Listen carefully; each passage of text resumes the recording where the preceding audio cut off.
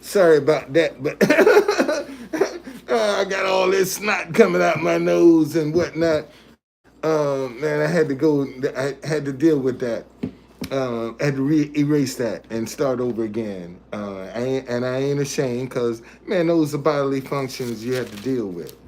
You know, those things happen. Um, so anyway, let me start back over since I got to do. I had that little brief interruption. Chapter 14, verse 1. The wise woman builds her house, but the foolish pulls it down with her hands. And like I told you, when I see this, man, I see Jada Pinkett Smith, how she's being foolish.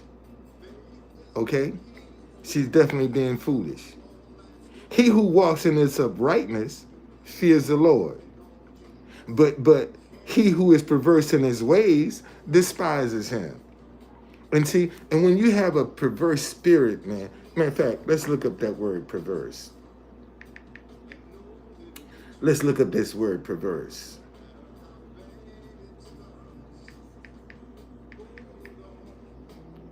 Perverse. A person or their actions showing a deliberate uh, um, desire to behave in a way that's unreasonable and unacceptable. When you're perverse, listen, he who walks in his uprightness fears the Lord, but he who is perverse in his ways despises him. Verse 3, in the mouth of a fool is a rod of pride, but the lips of the wise will preserve them. Verse 4, where no oxen are, the trough is clean, but much increase comes by the strength of the ox. And see, when much increase will come by the strength of the ox, because that's a worker. That's somebody that be putting it down. Okay? Verse 5. A faithful witness does not lie, but a false witness will utter lies. Verse 6.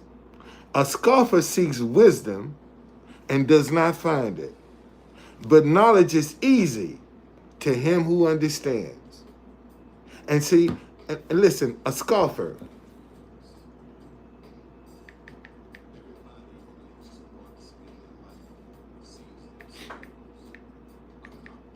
scoffer, a person who mocks and makes fun of stuff. Okay? Listen, a scoffer seeks wisdom and does not faint. Listen, a scoffer, a person who mocks and makes fun of stuff, will seek wisdom and does not find it, but knowledge is easy to him who understands. Man, when you understand something, you can comprehend what you're reading, what you're seeing. What's going on, Tanya? How you doing? Thank you for joining me. Verse 7. Go from the presence of a foolish man when you do not perceive in him the lips of knowledge. Verse 8. The wisdom of the prudent is to understand his way, but the folly of fools is deceit, trickery. That's their weapon. See, listen, the wisdom of the prudent is to understand his way. How you doing this? What are the steps necessary? Who am I coming in contact with? But the folly of fools is deceit. Okay? Verse 9. Fools mock at sin, but among the upright there is favor. And see, when I see this verse, fools mock at sin, look at all of the people that's trying to push all of these lifestyles on these kids, trying to make them think it's right. See, that's mocking at sin. Verse 10. The heart knows its own bitterness, and a stranger does not share its joy. Keep some stuff to yourself. Stop telling everybody your business. Is that scripture? Keep your mouth closed. Okay? Some things you don't need to share. And you got people getting on social media sharing everything. Some things ain't meant to be told. Verse 11.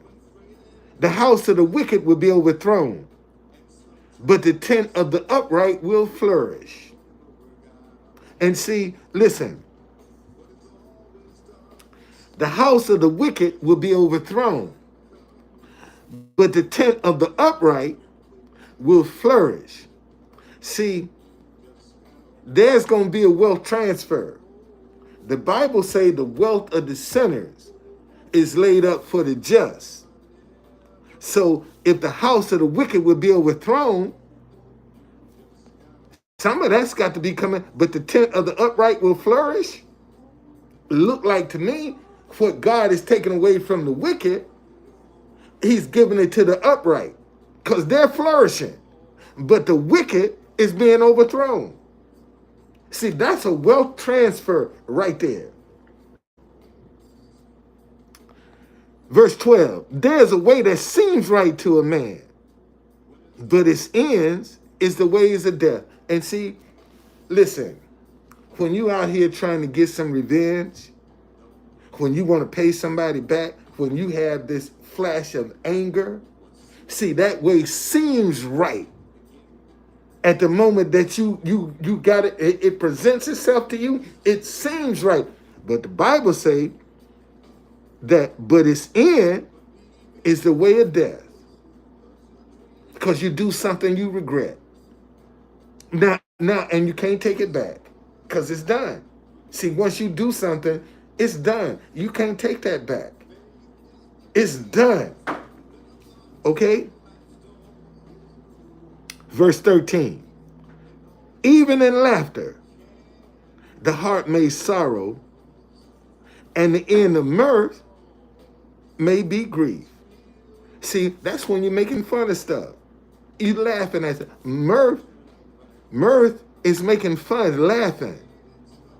See, at the end of mirth may be grief. And sometimes, how many people you know be laughing at some stuff? look at him. He living, and the same thing fall on them. The very same thing you laughing at can happen to you. Verse 14. The backslider in heart will be filled with his own ways, but a good man will be satisfied from above. Listen, the backslider in heart will be filled with his own ways, but a good man will be satisfied from above. See, the backslider in heart is trying to figure the way out, trying to get the answer. Got all the answers, okay? And they don't know which way they're going. Verse 15. The simple believes every word, but the prudent considers well his steps. A simple person, you can tell anything. That's somebody that don't do no research, take everything at face value. That's a simple person. Whatever you tell them, they're going to take it at face value and run with it. And it might not necessarily be true. Okay? The simple believes every word, but the prudent considers well his steps. Verse 16. A wise man fears and departs from evil, but a fool rages and is self-confident. Verse 17. A quick-tempered man acts foolishly, and a man of wicked intentions is hated. Man, look at how many people that have reacted to negative to some situation that some folk end up getting killed. They didn't start out that way, but it happens. See, that's why, listen, a wise man fears and departs from evil, but a fool rages and is self-confident. A quick-tempered man acts foolishly, and a man of wicked intentions is hated. The simple, this is verse 18, inherit folly, but the prudent are crowned with knowledge. Okay? The simple inherit folly, foolishness. That's what they inherit, the simple. But the prudent are crowned with knowledge. Man, when you got knowledge, you know how to do some stuff. When you got knowledge, and then when you get understanding, you know how to apply it.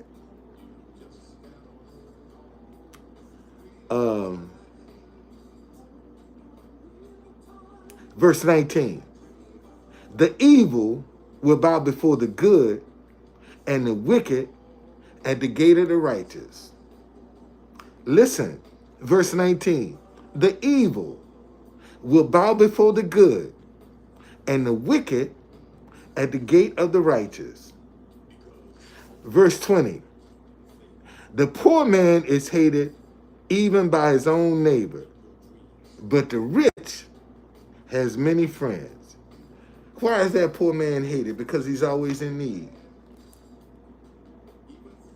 See, the poor man is the one that's always in need. Okay? And it says the poor man is hated even by his own neighbor, but the rich has many friends. Everybody loves somebody that's giving away something, that's got access to something. Everybody, man, get rich overnight and see on everybody and their mama, even some of them people that said they hated you will try to be your friend because now you got some access. Verse 21. He who despises his neighbor sins, but he who has mercy on the poor, happy is he. Listen, he who despises his neighbor sins, but he who has mercy on the poor, happy is he. Let's look up that word, mercy.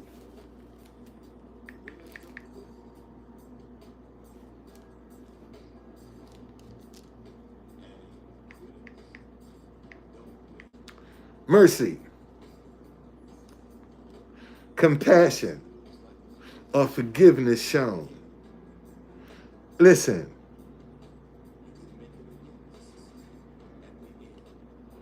verse 21, he who despises his neighbor, but he who has compassion, or what I say, forgiveness,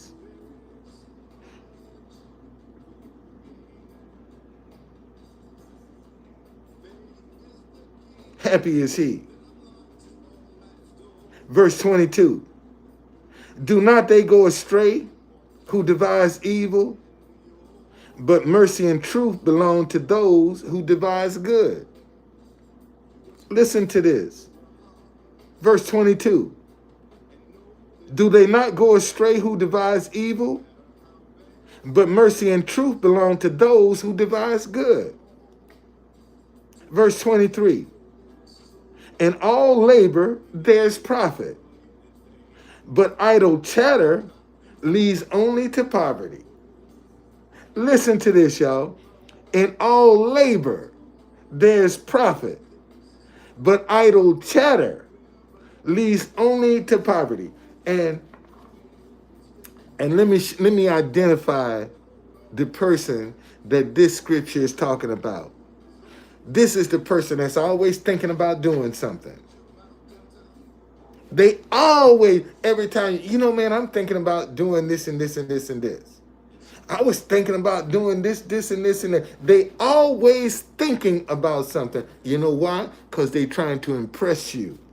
And listen, it says, in all labor there's profit, but idle chatter leads to poverty. Matter of fact, let's look up that word, idle.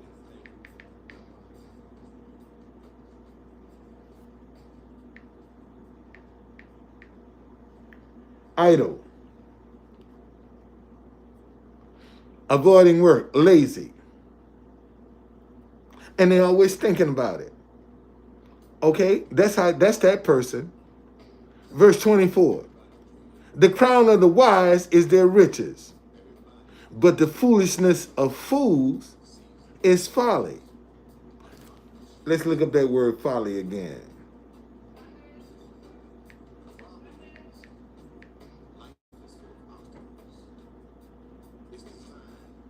Folly. To make fun of. To make fun of. Don't take it serious.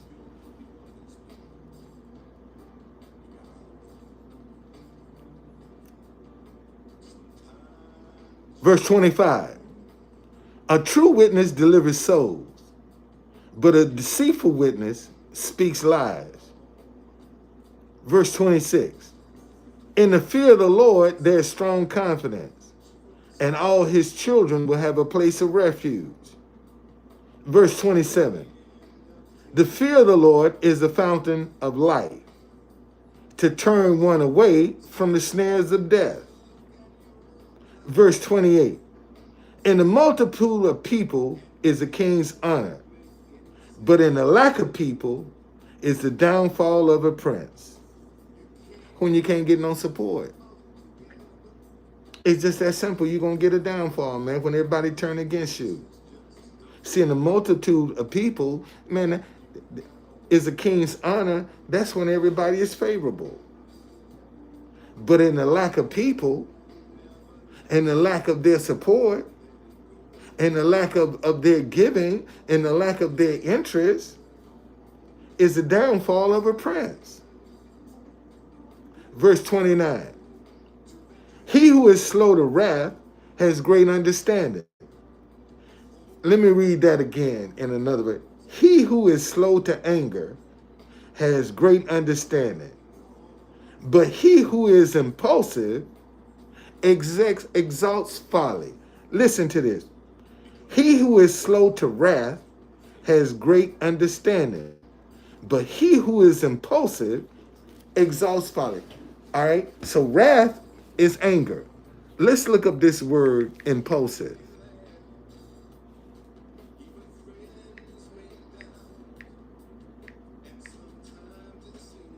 Impulsive. Acting without forethought. You ain't even thinking about what you're doing. You just, whatever comes up, comes out. Listen, he who is slow to anger has great understanding. All right? But he who is impulsive, that acts without forethought, exalts folly. Verse 30. A sound heart is a life to the body, but envy is rottenness to the bones. A sound heart is life to the body, but envy is rottenness to the bones. Let's look up envy. Envy. To be resentful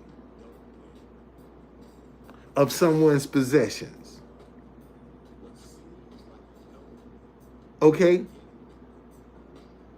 To be resentful of somebody's possession. Enviness, when you got resentment, that's envy. A sound heart is life to the body. But envy is rottenness to the bones. 31.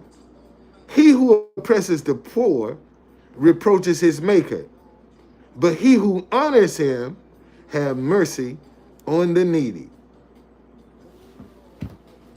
And you can look at that right now, where you got so many people that think that some people that are in some adverse situation might be lower than what they should be. Verse 32. The wicked is banished in his wickedness, but the righteous has a refuge in his death. Verse 33. Wisdom rests in the heart of a man who has understanding. But what is in the heart of a fool is made known. Listen, wisdom rests in the heart of a man who has understanding. What is wisdom? Wisdom, man, in fact, let's look up that. Let's look up that definition. Wisdom.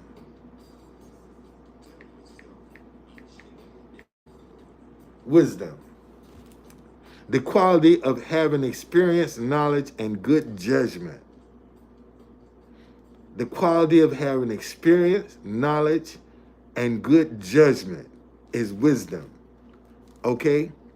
Wisdom rests in the heart of him who has understanding.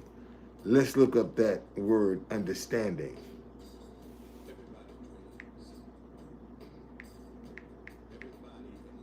Understanding. The ability to comprehend. It's understanding. The ability to comprehend. Wisdom rests in the heart of him who has understanding. But what is in the heart of fools is made known. Verse 34. Righteousness exalts a nation, but sin is a reproach to any people. 35. The king's favor is toward a wise servant, but his wrath is against him who causes shame. And that's the end of chapter 14. Man, listen. I don't, you know, I would love to do lives and you know, have hundreds of people. It's going to come to that day. The day going to come when I'm going to go live and I'm going to have hundreds of thousands of people on my lives. And what I so enjoy about these moments is being able to still do it. Even when ain't nobody up in here but me. And to still have the same passion and still have the same drive, still have the same desire to keep doing it. Because see, this is how you can tell who's serious and who ain't. See, the people that can still be passionate, even when they in here by themselves, those are the persons that's sincere. See, because if you ain't sincere, when you ain't getting the kind of attention that you think that you should be getting, you're gonna throw in the towel. You're gonna switch and do something else. You ain't gonna keep going out day in and day out and people not and suffering. You're not gonna do that if your heart ain't into it. But when your heart is into what you're doing, it don't matter who's there, because you still gonna be the same way. You ain't pretending. That's the key right there. Whatever you're doing, do it from your heart, man. Do it from your heart. That way you don't have to pretend. You can always be sincere and honest when you're doing it from your heart. Okay? Whether people appreciate it or not, is not the issue. Nobody has to appreciate when you're doing something from your heart. Man, you're doing God's will when you're doing it from your heart, because you're sincere and you're genuine.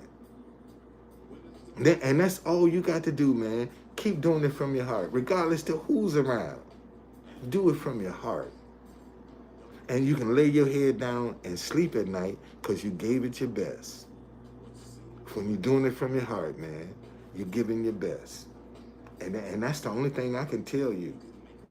And yeah, and like I said, man, I'd love to have a bunch of people up in here. But if they ain't, that ain't going to stop me from doing what God has ordained me to do. I'm still going to do it. Okay? Because I have found that even when people don't want to support, are not willing to support, God still opens up a way. Okay? God still is going to open up a way for you. If you are sincere and genuine and doing it from your... See, because the Bible says that God will give you the desires of your heart. Okay? See, that's what you're going to have to fight to keep clean and pure, is your heart. You can't let no division, no animosity, unforgiveness get down in your heart, because out of the abundance of the heart, the mouth will speak. Whatever is in your heart in abundance, your mouth is going to speak it. If you one of the tricksters, if you like to cut corners, if you, the abundance of your heart, your mouth is going to speak. That's why you ain't got to ask nobody what they believe. Listen to them talk.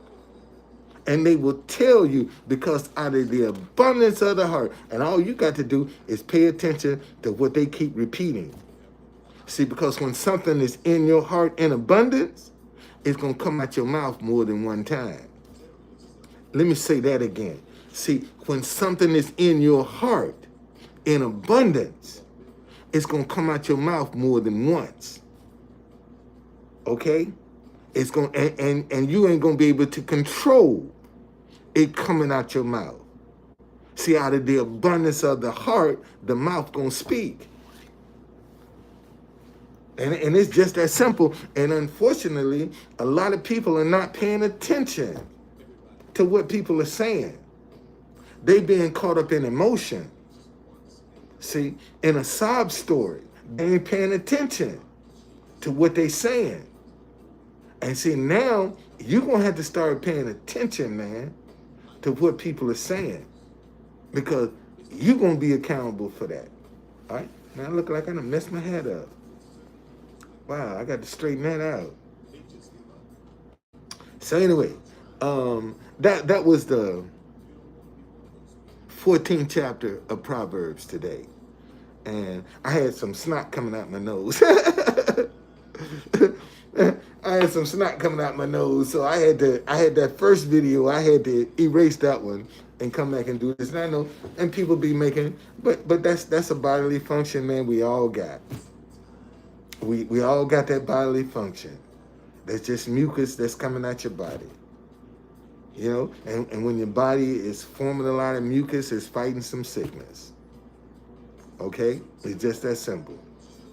All right? Sometimes when your body is forming a lot of mucus, some sickness that's being fought. Okay? That's where the mucus is coming from. So, anyway, man, thank y'all for at least listening. You know, and like I said, you know, if a person, when a person, and that's gonna be your biggest challenge, man, is coming from your heart. Because you got so many wolves now in sheep clothing that are sitting back deliberately looking for things to try to trip people up with, to try to embarrass people, to try to humiliate people. That's just the way it is now. People will do. My trolls are back. My trolls are back. I got somebody, man, and see, this when you ain't got nothing to do. I mean, back to back 6 times. They left me 6 voicemails back to back. Okay? 6 voicemails back to back. How can somebody consume that much of your time when you got to sit down and wish some negative stuff? and see this is, man. In fact, let me show you something. Let me show you something. Thank you, Lord. Listen to this.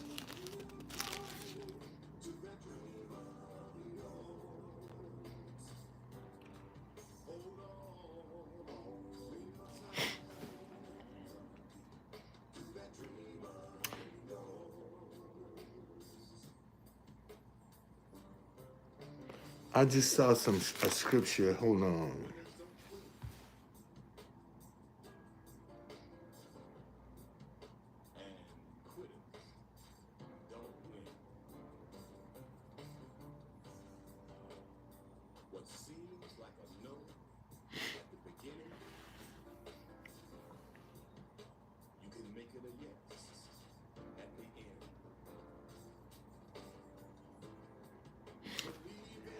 Look.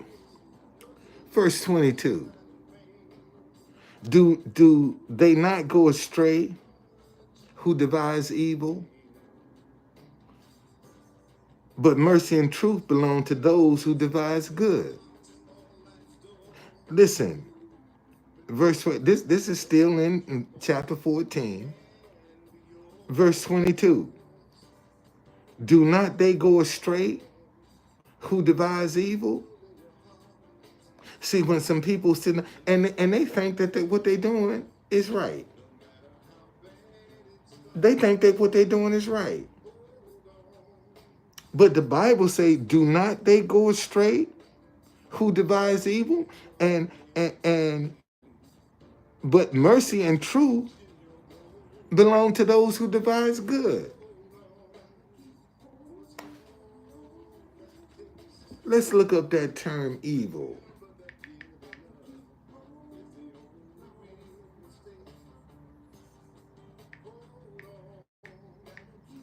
Evil. Profoundly immoral or wicked. Evil.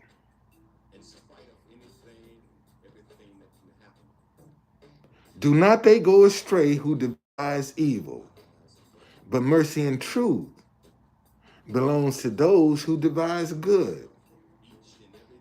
Wow. See, when you devise an evil, man, you trying to demonize somebody. You trying to embarrass and humiliate somebody when you're devising evil. Okay? And the Bible say that do not go astray? Let's look up that word astray. Let's look up that word. Astray.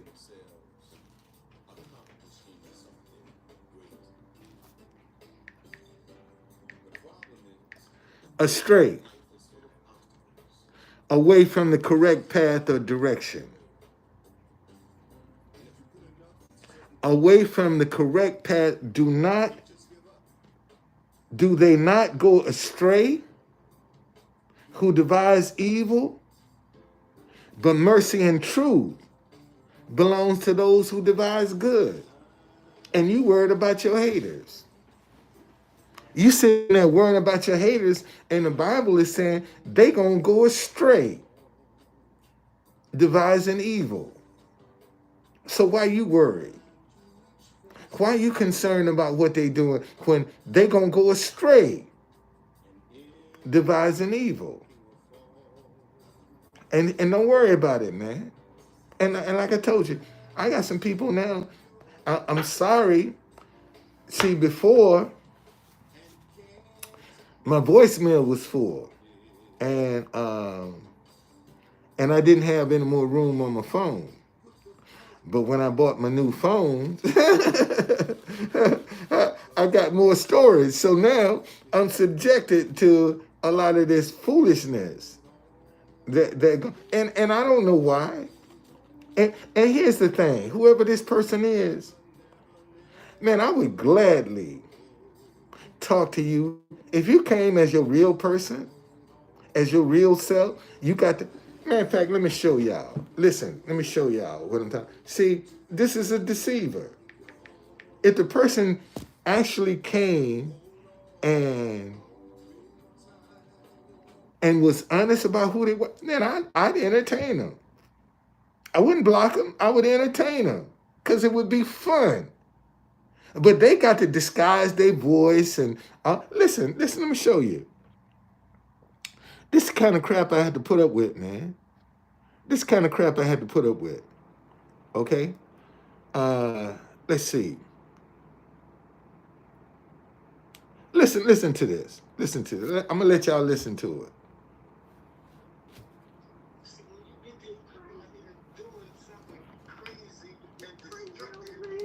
God, the God they talking about is liberty. That's it. And they got him confused with God. You got yourself. So that's the voice you serve. So that's the one you gonna call master. And that was yesterday. God, dig it in. That was yesterday.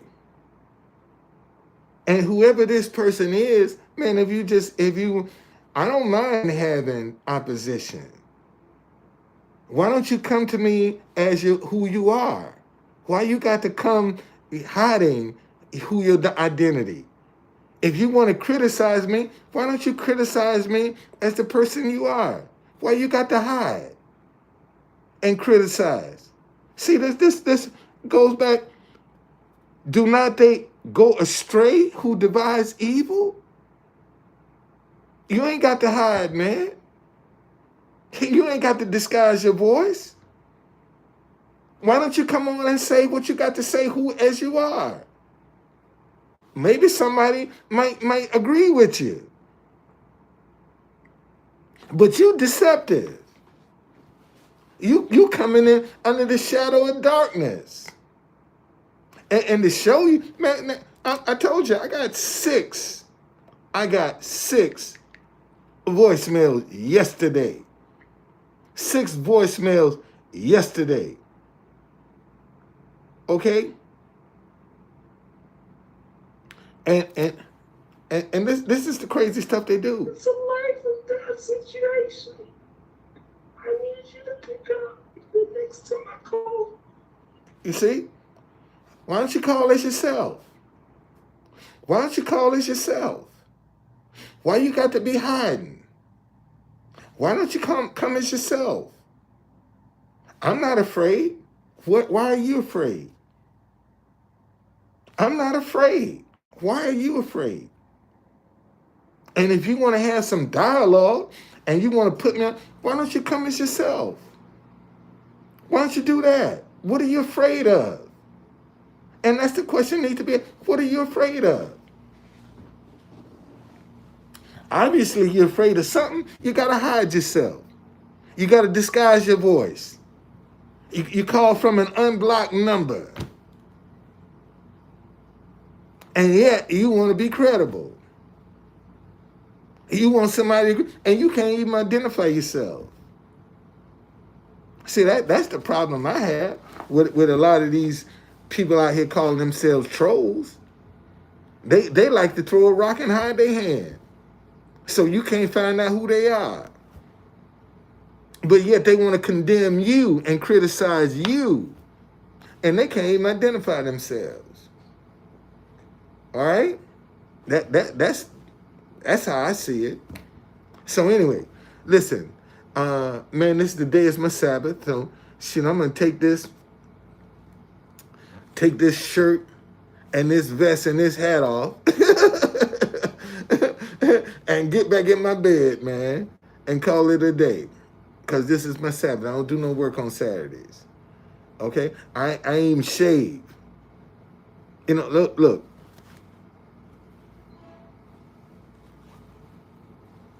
I need to shave. Didn't even get up and shave this morning. I said, I'm gonna do this and get back in the bed. And today, and see, you got a lot of people that use this day to do all their extracurricular activity. It ain't about honoring God. It ain't about resting. This is Saturdays, in tourism is the biggest day that you have. Everybody, everybody want to do a tour on Saturday, and I'm not available. Okay, I'm not available on Saturday. I'm sorry. That's my Sabbath. That's my day of rest. And see, and I struggled with that for a long time. I struggled with Saturday being the Sabbath for a long time. Because you got to deal with, you a Jehovah's Witness? So you got to deal with that. What are you, a Jew now? It's like they're the only ones that can honor the Sabbath on Saturday. Okay? And if God were to come back, he would come back on the day that most folk don't recognize for him. And that's a Saturday. If God gonna come, why would God come back on the first day of the week when he's ordained the seventh day of the week as his holy day? Why should he come back any other day but his holy day that almost the whole world ignores? So why should he come back on a day that you think is a Sabbath, a Sunday, and not come back on the real Sabbath, a Saturday? Because if he come back on a Saturday, he gonna find out the people who are real. See, the people who are going to church on Sundays are the fake ones. Let me say that again. Everybody going on to church on Sunday, you fake. You fake. You fake. Just that simple. You're preaching on Sunday, you fake. A lot of pastors know Sunday is the first day of the week, but they ain't got the fortitude to try to go against it because everybody's traditional now. Everybody has accepted Saturday as the sixth day and not Sunday and not Friday. See, that we off. And let me show y'all something. See, yeah, and I'm man. This where I want to get. This is where I want to get right here. This where I want to get. I want to get right here. This where I want to get. This is Isaiah chapter 58. Okay? Cry aloud, spare not. Lift up your voice like a trumpet. Tell my people their transgression, and the house of Jacob their sins. Verse 2. Yet they seek me daily, and delight to know my ways, as a nation that did righteousness, and did not forsake the ordinance of their God. They ask of me the ordinance of justice. They take delight in approaching God. Verse 3. How have we fasted, they say, and you've not seen? Why have we afflicted our souls, and you take no notice? In fact, the day of your fast, you find pleasure and exploit all of your laborers. Verse 4. Indeed, you fast for strife and debate, and to strike with the fist of wickedness.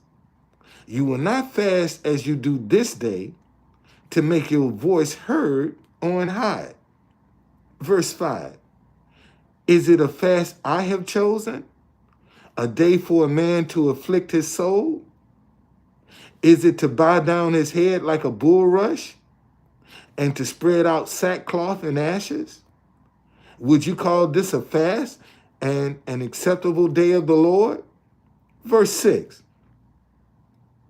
Is this not the fast that I have chosen? To loose the bond of wickedness, to undo the heavy burdens, to let the oppressed go free, that you break every yoke. Verse 7, is it not to share your bread with the hungry and to bring to your house the poor who are cast out? When you see the naked, that you cover him, and you hide not from your own flesh? That's your family. That's your family. And hide not from your own family? Verse 8, then your light shall break forth like the morning. Your healing shall shall spring forth speedily. And your righteousness shall go before you. The glory of the Lord shall be your rear guard.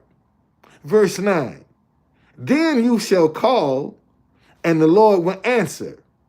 You shall cry, and he will say, here I am. If you take away the yoke from your midst, the pointing of fingers and speaking wickedness. Verse 10, if you extend your soul to the hungry and satisfy the afflicted soul, then your light shall dawn in darkness, and your darkness shall be as the noonday. Verse 11, the Lord will guide you continually and satisfy your soul in drought and strengthen your bones. You shall be like a watered garden and a spring of water whose waters do not fail. Verse 12, those from among you, your household, your family, your surroundings, shall build the old waste places. You shall raise up the foundations of many generations. Man, listen, when you raise up the foundation of many generations, you're a giver. It's just that simple. You are a giver. Okay? And you shall be called the repairer of the breach, the restorer of streets to dwell in. Man, you giving. You helping people. You providing things. Man, listen.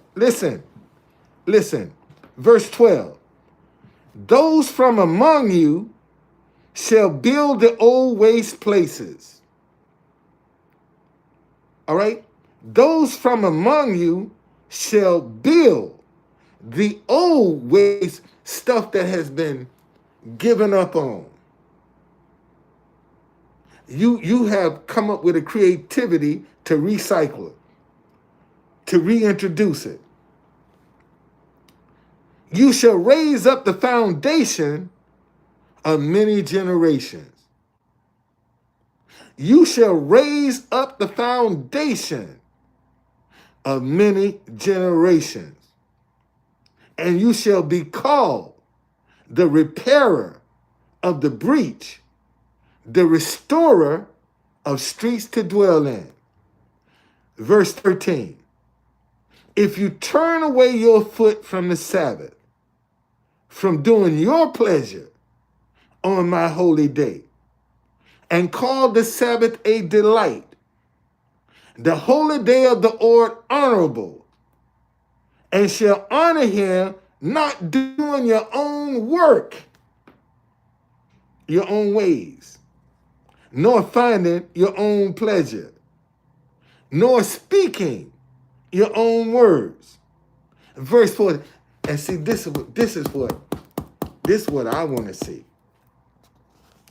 Then you shall delight yourself in the Lord, and I will cause you to ride on the high hills of the earth and feed you with the heritage of Jacob your father. The mouth of the Lord has spoken. Man, God say, if you honor the Sabbath and you keep it holy, man, and I'm working on this every day. I work on this Sabbath.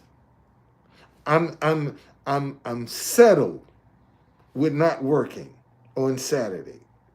That's that. Man, in fact, let me show y'all something.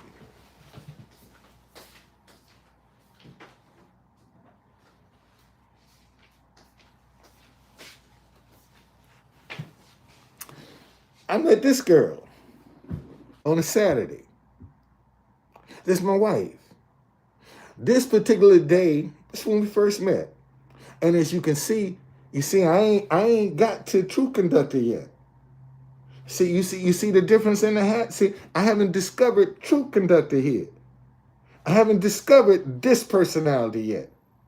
But this particular day, man, I was trying to, that was 8 years ago, that I wasn't working. I didn't want to work on Saturdays, and man, I just couldn't get no rest. I couldn't get no rest. I just couldn't get no rest. So I said, you know what? Let me get dressed and go down here to the hotel and see what's going on. Because I had a hotel I used to go and sit out beside to catch people trying to go to the airport or run wherever errands that they need to do. I'd be their transportation for them. They ain't got to call a cab. You see, I'm right there. So I'll get dressed, go into the hotel, and as soon as I walk into the hotel, I see my wife, who's now my wife, was talking to the hotel manager. And when I walked in the door, he looked up and saw me, and he pointed her. He said, "That's him right there." And when I saw that exchange, I just raised up my hand and said, "Whatever it is, I didn't do it. I didn't do it. It wasn't on me." So she had twisted this Ethiopian's arm to take her and her group to the mall. The mall was maybe a good hour away, right? And he didn't show up. So she was asking the manager, "Is there anybody else?" As I'm walking in the door, there he is, him, right? When my wife told me what the price she had negotiated with this guy to do this job, and she told me, and I said, "I ain't doing that." I ain't doing that. No, I can't do that. That's just what I told her. And that girl balled up her fist. Just like this here. And when I saw that, I said, "Girl, that's my grandmama's fist. I'm going to marry you." That's how I met my wife. That's how I met my wife. My wife tried to get me to do something that somebody else agreed to. And when I said no, she balled up her fist. And I'm telling you, that all I saw was my grandmama's fist. And I told her, I said, "Girl, that's my grandmama's fist. I'm gonna marry you." There she is right there. There she is right there. There she is. That's how I met my wife. So now I'm firmly rooted into not working on Saturdays. And now I've come into the wisdom and understanding to understand that Saturdays is the day everybody come to DC to protest. So if you got to do a tour, 9 times out of 10, you're going to have to deal with a detour. And that's going to mess your tour all up because you got to deal with some detours. All right? So I don't do business on Saturday, man. I don't do business, and maybe that's if I got to do without to honor God's word, then let me do without. Let me do without, because God knows what I'm doing. Everybody else out doing what they doing their thing, man, on Saturday, and I'm trying to hold this as an honorable day for the Lord. Now, and that time, man, I sometimes I have to pick up my phone and look on the internet see what's going on. Sometimes I try to stay abreast. Sometimes I'm not as I try to fast on Saturdays. Sometimes I can make it, and sometimes I can't. And them days I can't, man, Lord forgive me, but I tried. And at least I'm trying, Lord. I'm trying to do what you say do. People are going to take tomorrow and use it all over the world. Tomorrow is going to declare Sunday as the Sabbath. All over the world. And that's the first day of the week. Your calendar goes from Sunday to Saturday, not from Monday to Sunday. See, your calendar goes from Sunday to Saturday. That's where your calendar goes. But man's week is Monday to Sunday. Now, which one you going to follow? And everything that you have in life, you're going to put it by the dates on that calendar. You're going to follow that calendar. If you got to go to court, if you got to do whatever day you're going to follow, it's going to follow a calendar. It ain't following man's calendar. It's going to follow the official calendar. Okay? And that's what a lot of people, that's why a lot of people talking about Jesus. Get on you, and you can't even honor the correct Sabbath. And you want to tell somebody about Jesus. And you can't even honor the correct Sabbath. And there's a blessing. There's a blessing I just showed y'all. Listen, let me read it to you again. So you can get it.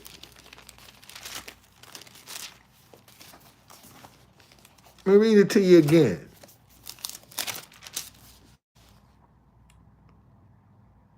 Verse 13. If you turn away your foot from the Sabbath, from doing your pleasure on my holy day, and call the Sabbath a delight, the holy day of the Lord honorable, and shall honor him, not doing your own ways. Okay? Nor finding your own pleasure. Nor speaking your own words.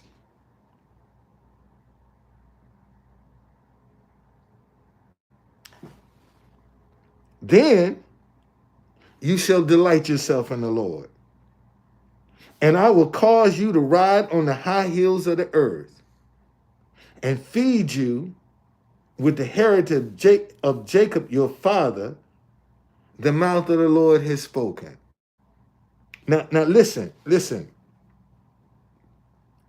Then you shall delight yourself in the Lord, and I will cause you. I will cause you. That means something's going to happen. When God starts causing you to ride on the high hills of the earth. And listen, and see, and let me show you. And that's not the only time that he can cause you. Look.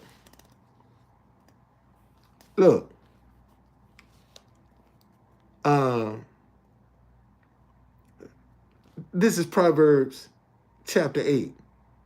Okay? I love those who love me, and those who seek me diligently will find me. Verse 18. Riches and honor are with me, enduring riches and righteousness. Verse 19. My fruit is better than gold, yes, than fine gold, and my revenue than choice silver. Verse 20. I traverse the way of righteousness in the midst of the path of justice. Verse 21. That I may cause those who love me to inherit wealth. See, and that is, man, That's what I'm trying to do. I'm trying to get God to cause me to start inheriting stuff. See, when I inherit something, I ain't got to work for that. Somebody giving that to me. When you inherit something, let's look up this. Let's look up this word inherit. Let's look up this word inherit.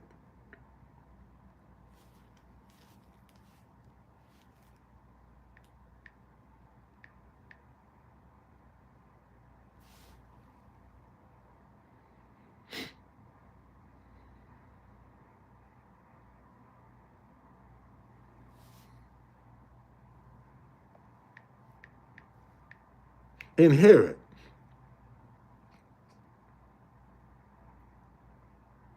Receive money, property, or a title as an heir. When you inherit something, see, that I may cause those who love me to inherit wealth. Okay? And this is saying you're receiving this as an heir because of your righteousness.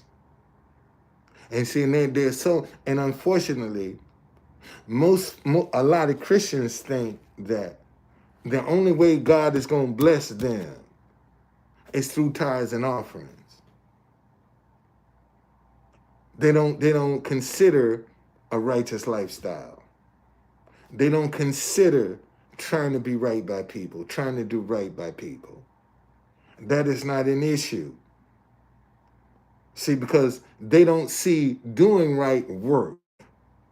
Right now, the only examples of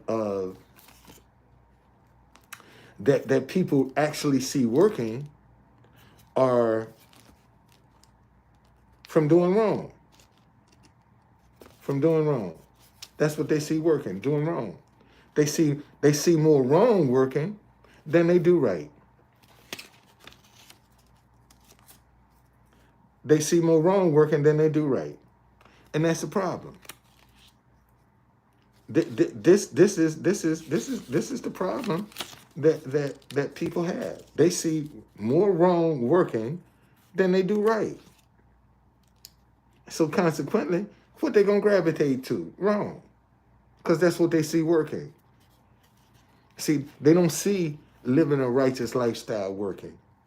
They don't see treating people right working in their life. They don't see that. A lot of people don't even see God in their life. Okay? A lot of people don't even see God in their life. And when they do sin, they don't even believe it. Okay? But the Bible say that I may cause those who love me to inherit wealth. Okay? And listen, and see, and this ain't, and let me show you. Go back to chapter 4 of Proverbs. Listen, this is verse 5. Get wisdom, get understanding. Do not forget or turn away from the words of my mouth. Do not forsake her, and she will preserve you. Love her, and she will keep you. Verse 7. Wisdom is the principal thing. Therefore, get wisdom. And in all you're getting, get understanding. Why?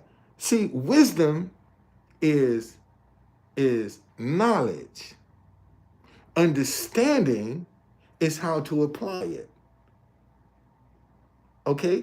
You can have all the wisdom you want in the world, but if you ain't got no understanding of how to apply that wisdom, it's worthless.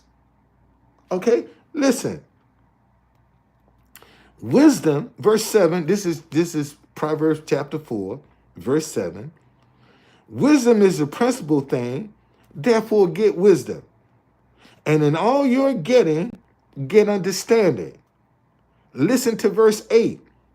Exalt her, and she will promote you. She will bring you honor when you embrace her. Verse 9, she will place on your head an ornament of grace, a crown of glory. She will deliver to you. That's just from exalting, understanding. Okay? To show, listen.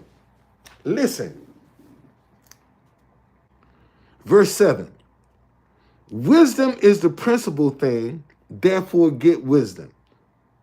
And in all you're getting, get understanding. Verse 8. Exalt her, and she will promote you.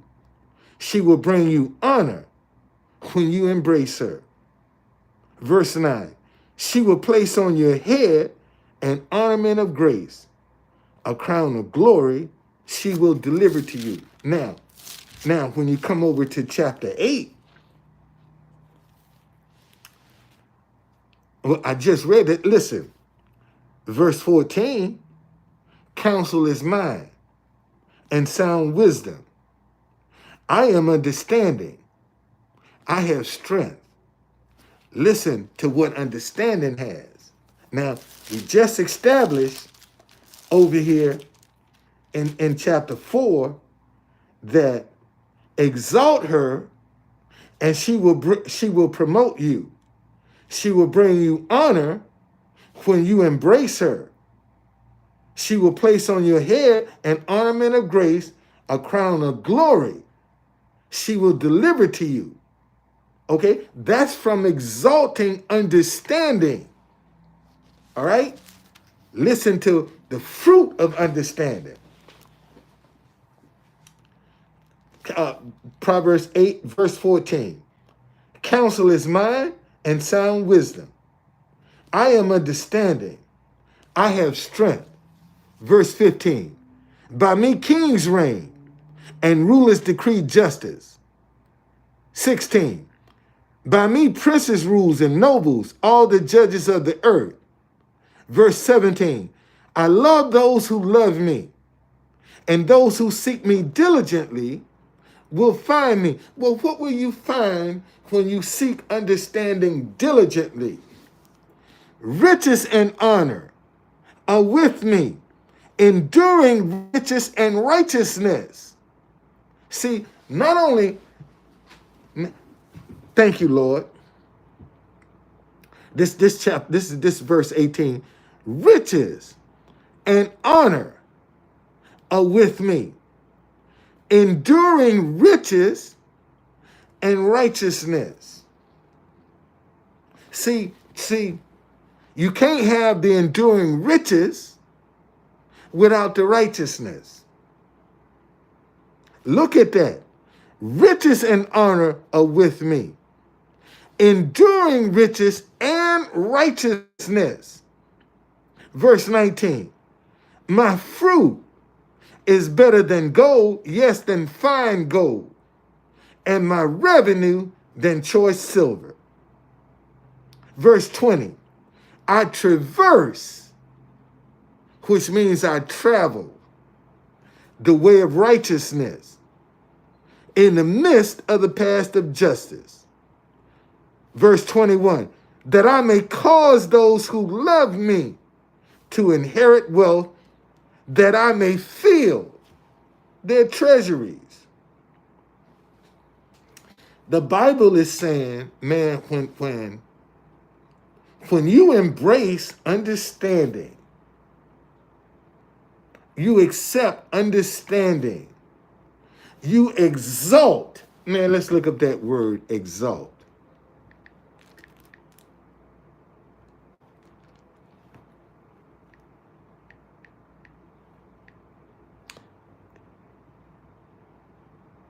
Exalt. To hold someone or something in high regard. To hold something or someone in very high regard. That means you respect that person. Listen.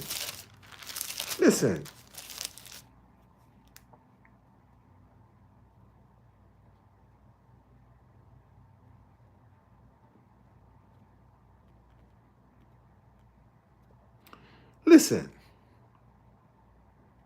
verse 7. Wisdom is the principal thing, therefore get wisdom. And in all you're getting, get understanding, comprehension, how to work it, how to apply it, how to understand it. Exalt her.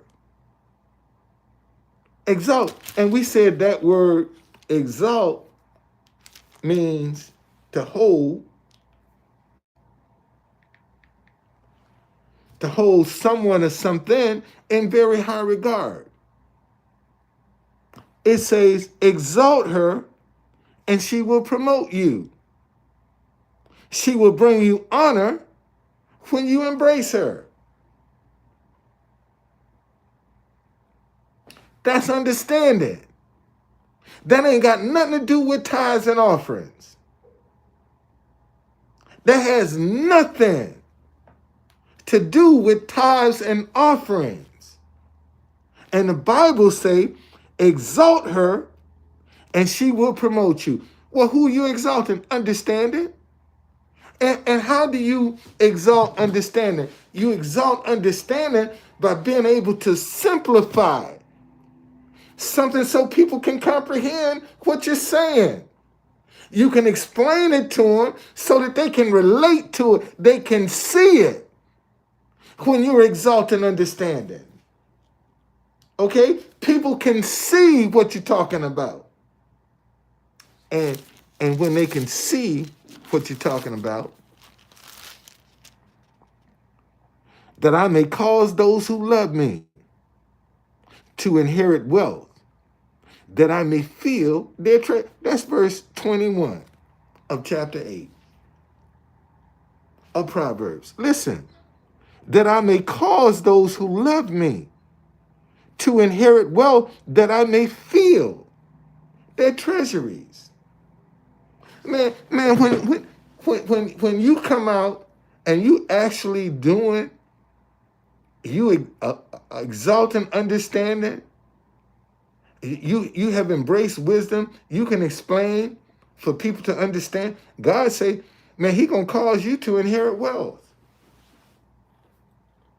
And see, because you don't know where that's coming from, when it's coming, you always have to be the same.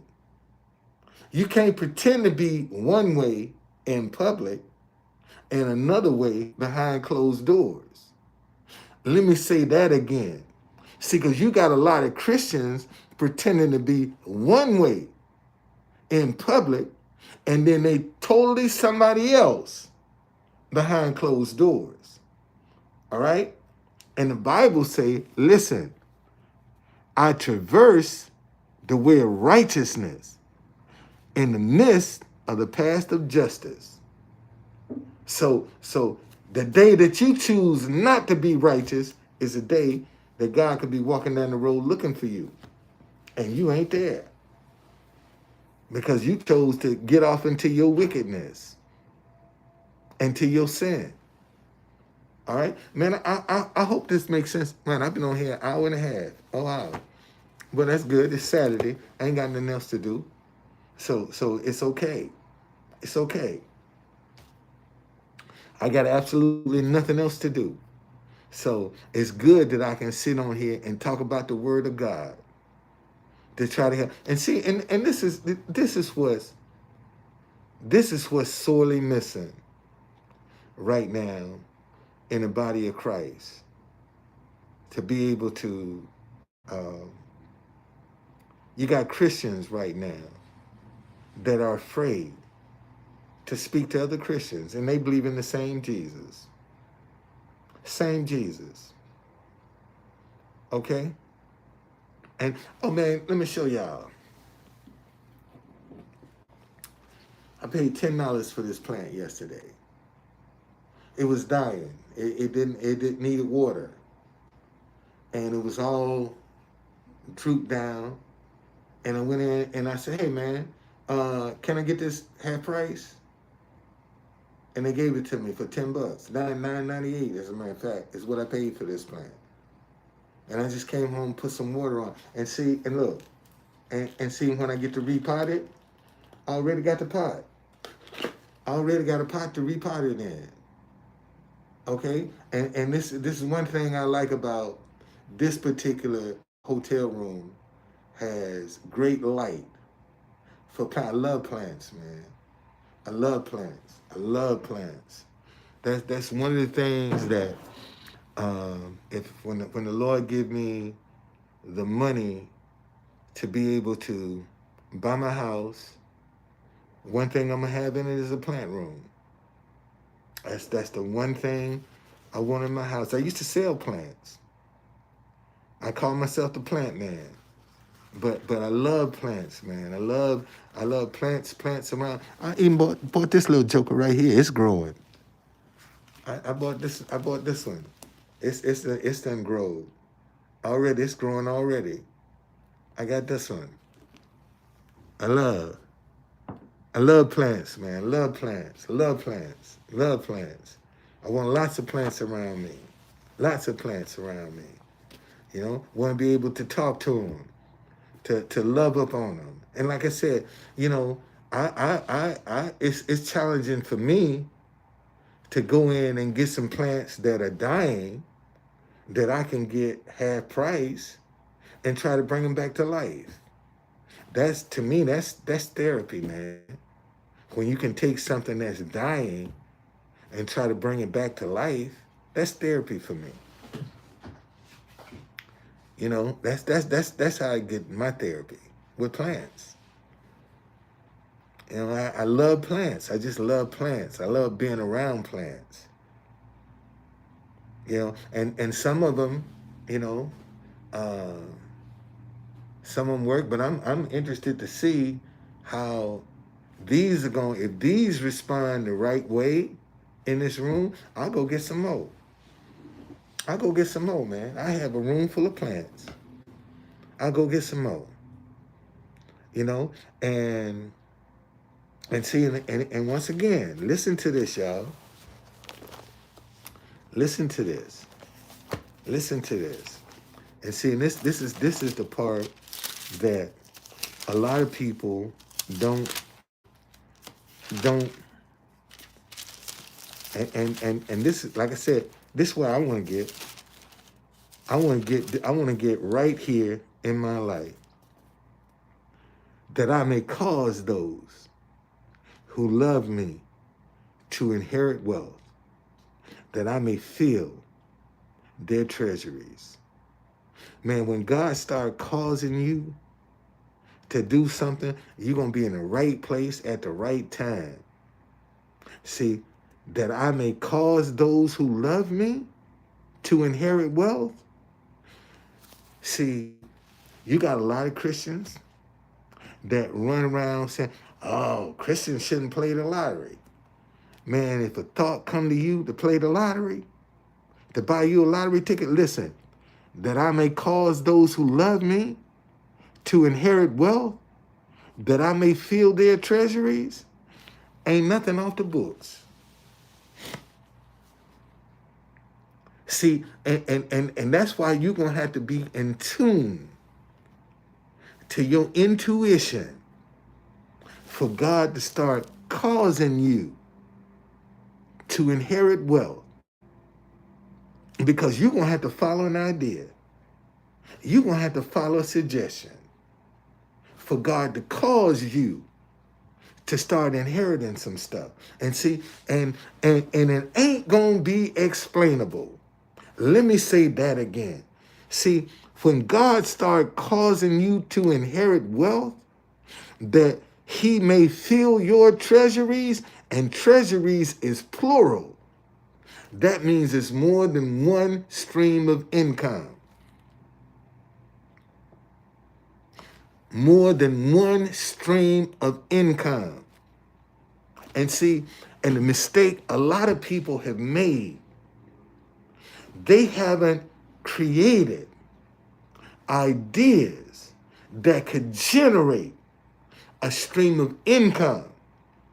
They look at jobs, working for people, but they don't look at how to create their own stream of income. because they got to get a job. They need some benefits. Okay? And God say, I will cause those who love me to inherit wealth, that I may feel they tread. And listen, that I may cause those who love me. Okay? See, you got to, when you love something, man, you'll do anything for it. You'll do anything for, when you love something, man, you'll do anything for that. Or someone, you'll do anything when you love something. And listen, and verse 17 say, I love those who love me, and those who seek me diligently will find me. See, when you start trying to seek understanding, you're seeking comprehension. See, you ain't looking, you're not reactive when you're seeking understanding. You are proactive. See, reactive is in the storm. Proactive is above the storm. Okay? When you react, you're in the storm. Okay? When you're proactive, you're above the storm. You see the storm. You rise above it. You see, and you don't take it personal. See, you ain't moved by your emotions when you rise above a situation. I just had that happen to me the other day, man. I was supposed to go down to the White House, and I needed some oil in my car, and I was trying to get to buy some oil, and the car cut off on me. It cut off on me. Okay? Now I'm about a mile from Walmart. And I was luckily, man, my car, it stalled on me on a hill, and I just rolled it back down. And when I was rolling it back to this light to try to whip in this parking lot, a big tractor trailer was coming. And he saw what I was trying to do and jumped out, man, and helped me push my car back up on this hill. Okay? And so now I got it going forward to go downhill, and I could turn into a parking lot and just let it back and park. And went to walk. And I told people, I said, and see, right then and there, you know, I was like, oh man, the caddy done finally quit on me. And I was saying when I was walking, this could be, all I got to do is put some oil in this thing, and it's going, and I mean the battery, because when I tried to crank it, like the battery was dying, everything was going. I said, and you know, and I ain't got no money to buy no battery, and then I said, man, let me go get this oil. Went and got the oil, put it in the car, and said, Lord, just let me get this thing back to the hotel. Got in the car, and it cranked up. And I said, oh, shoot, I'm in business now. My car cranked. And I said, well, since I'm out here, let me go and get me something to eat. So so when I turn it off, and if it don't crank back up again, I ain't worried about it. Finally, I went to a place. I said, you know what, man, I'm going to turn this thing off. Turn my car off and fire it right back up again. I said, I'm good. But see, when the adversity first presented itself, it made me think, man, my car's shot. I'm done. And I got this place that I get these biscuits, and I ain't lying. I went and got 2 of them yesterday. I went and got 2 of them yesterday, boy, because them biscuits was calling me. But when I was down there, I had just the day before, I had just got 2 of them biscuits. And I only try to eat sweets once a week. And, but man, these biscuits are so, boy, they put some honey on them biscuits, man. And I can't describe them. They fluffy. They just good. I mean, that's the way I like biscuits cooked. And yesterday, when I walked in the store, oh, he coming to get his biscuits. I said, "Yep, I'm coming to get my biscuits, buddy." And the next time I go down there, I gotta get my I'm waiting for my lenses, my new eyeglasses lenses to come for these glasses. And when I had to go back and get them, I'll go in again and get me a couple of more of them biscuits, man. But when my car was broke down, temptation was sitting right here. See, now your car ain't running, and you down here. You better go on and get some of them biscuits because you don't know when you're gonna get back down here to get some of them. And I said, now I'm gonna pass this temptation. And when I ended up yesterday going back down there and give me a couple of them biscuits because they good. They good. They was calling my name, but to be able, and I'm saying all that to say, man, sometimes you're going to be faced with some stuff that you ain't going to understand. And it ain't for you to understand. It's just for you to believe. And I keep telling y'all, man, I'm telling you, get to know your intuition. Because when God starts causing things to happen for you, it's going to come to you as an idea. And it ain't going to come but once. It ain't coming but once. And if you miss it, that's your fault. It ain't coming for once. But when God give you a suggestion, tell you to do something, and see, your intuition is nothing but a thought. That's all your intuition is a thought.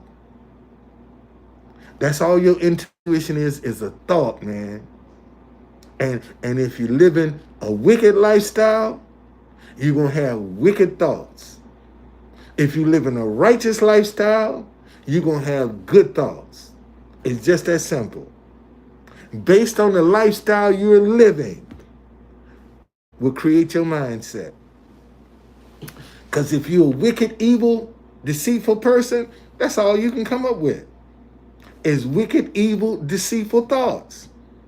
That's all. That's what works for you. Thank you, Lord. And see, and that's what people gravitate to. What works for them? If sin is working for them, that's what they're going to gravitate to. If righteousness is working for them, that's what they're going to gravitate to. Just that simple. You're going to gravitate to what's working right in your life. And unfortunately, a lot of people don't have the patience to allow righteousness to work in their life because they want it just like that. They want it just like, they want to put the seed in the ground and immediately get the return. See, that's the problem with most Christians. See, they want an immediate return on the seed that they planted in the ground. And man, that takes time for that to grow. It takes time. But in the meantime, like I said, I done showed you 2 places, man.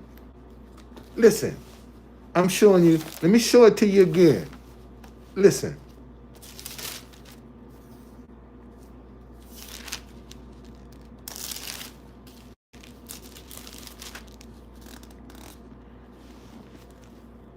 Verse 21 of chapter 8. That I may cause those who love me to inherit wealth, that I may fill their treasuries. Okay? That's from exalting and embracing. Understanding can cause wealth to come to you.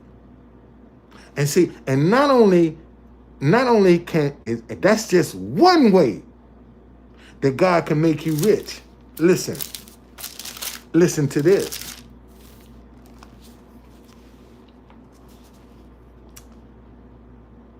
Isaiah 58, verse 13.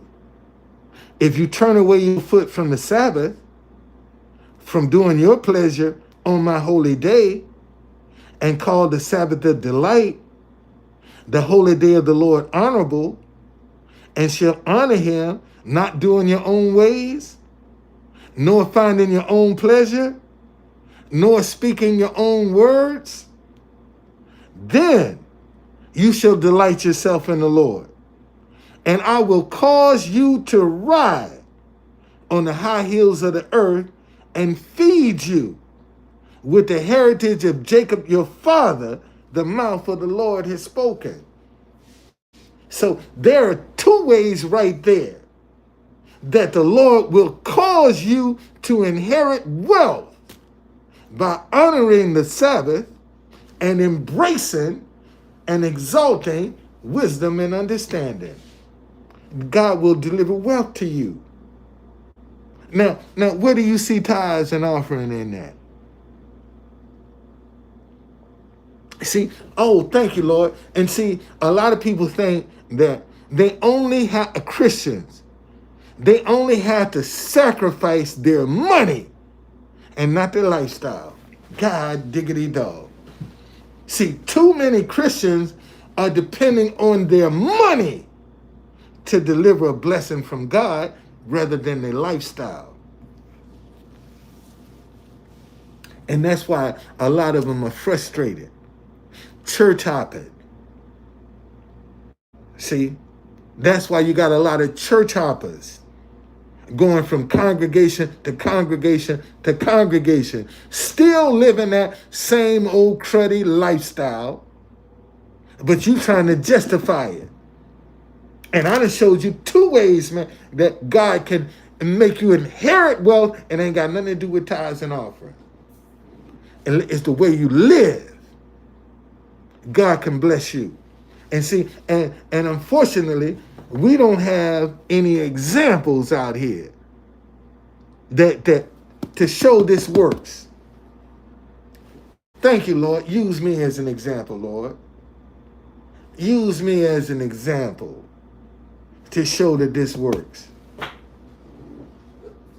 Use me as an example, Lord. Now, some of y'all laughing. I hear some of y'all laughing. But listen to this.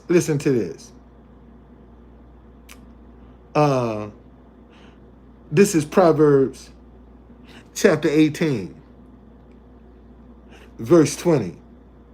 A man's stomach shall be satisfied from the fruit of his mouth. From the produce of his lips, he shall be filled. Verse 21. Death and life are in the power of the tongue, and those who love it will eat its fruit. So a man's stomach shall be satisfied from the fruit of it. What's the fruit of your mouth? Your words. Your words are the fruit of your mouth. So I'm saying, listen, Lord, use me as your example to show that these scriptures work. Use me as an example to show that if you embrace, listen, wisdom is a principal thing. Therefore, get wisdom. And in all your getting, get understanding, exalt her, and she will promote you. She will bring you honor when you embrace her. She will place on your head an ornament of grace, a crown of glory she shall deliver to you.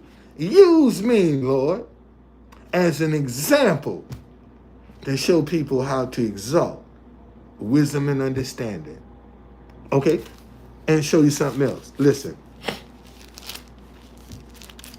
Let me show you this.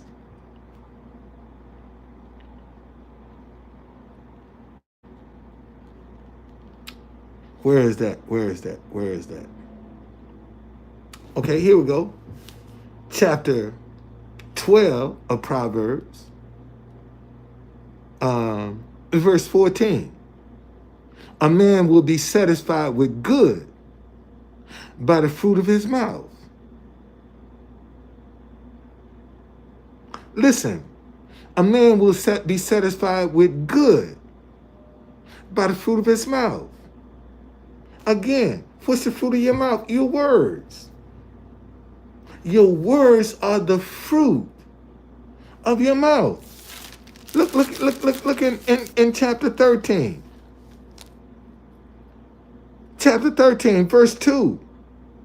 A man shall eat well by the fruit of his mouth. Now, the lifestyle you live is also going to predicate whether that fruit of your mouth is going to be good or is it going to be evil. Because it's going to be one or the other. It can't be both. It's either good or it's evil. The fruit of your mouth. And the question has to be now, man, what you speaking over yourself? What you speaking? And see, here is the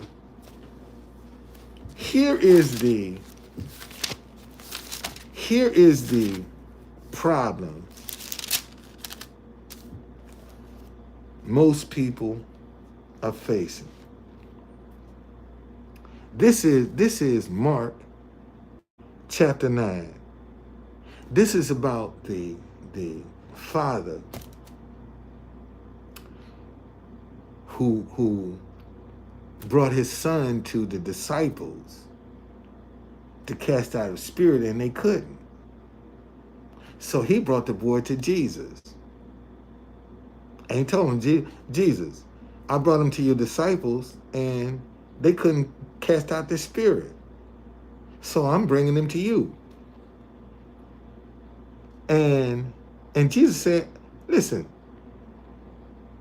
verse 21, this is chapter 9. So he asked his father, how long has this been happening to him? And he said, from childhood. Verse 22, and often he has thrown him both in fire and into the water to destroy him. But if you can do anything, have compassion on us and help us. Okay? Verse 23, Jesus said to him, if you can believe, all things are possible to him who believes. Verse 24, immediately the father of the child cried out and said in tears, Lord, I believe, but help my unbelief. And see, listen, let me look up this definition of believe.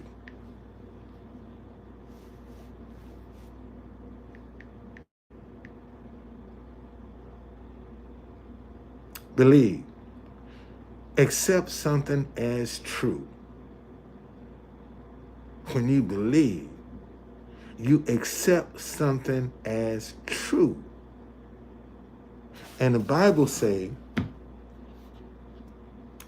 if you can believe, all things are possible to him who believes.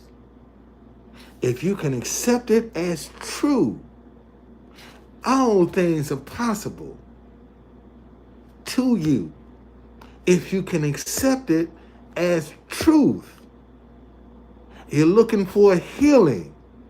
If you can accept that healing as truth, the Bible says all things are possible to him who believes, not him who is second guessing, doubting, worried. See, when you believe, ain't no negativity in that. You don't sit back and say, oh, man, okay, example. If you work a job every 2 weeks, you believe you're going to get a check. Or whenever you get your check, if you work a job, you believe you're going to get paid. You go and do your work and you believe you're going to be compensated for what you're doing.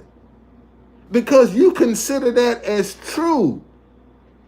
And the Bible say, if you can believe, all things are possible to you if you just accept it as true. And let me say this, y'all. And this right here, I'm dealing with this right now because I'm accepting some things as true. And the physical evidence is exact opposite, but I'm still holding that it's true. All right? Listen, man. I didn't thank you, man, for I know it's a Saturday and everybody's out doing their laundry and washing their car and running their errands and doing what they have to do on a Saturday. And I'm sitting here talking about the Bible, on a Saturday. See, tomorrow, man, I have everybody up in here because that's the day they consider the Sabbath. But God won't be here tomorrow. He's here today. See you.